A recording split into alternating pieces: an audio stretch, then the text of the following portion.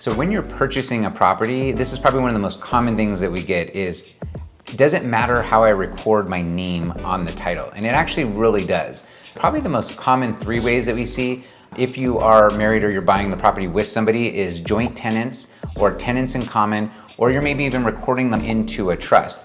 These all have implications if you were to pass away or if you were to dissolve the property. Sometimes that is a big deal as far as with what that cost is associated. So what are some of the things that you recommend? So we can never legally recommend that you hold title anyway. I can tell you that I personally hold title in a trust because I want to protect my property for my heirs.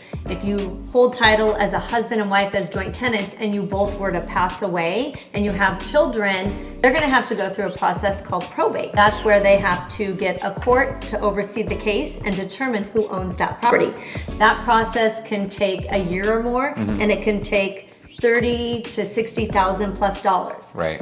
We've had cases where there's an heir to a property and it was husband and wife, and we've had to tell them, you have to go to a court and you have to have a judge deem that you own the property before you can sell this property.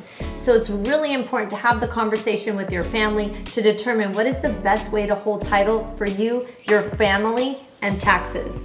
I agree with that, and that's something that you should be thinking about maybe during the buying process or at least before you open up escrow, because I see a lot of anxiety when the buyers go and they meet with escrow or they are not going to give legal advice. So it really belongs with your family trust attorney or some type of lawyer that would give you advice on how that property should be held. So if this makes sense or doesn't make sense, we'd love to see comments below. Or if you need a good real estate attorney, we also can recommend that as well. Or if you have any questions regarding title, we can get you directly in contact with Christina and her team.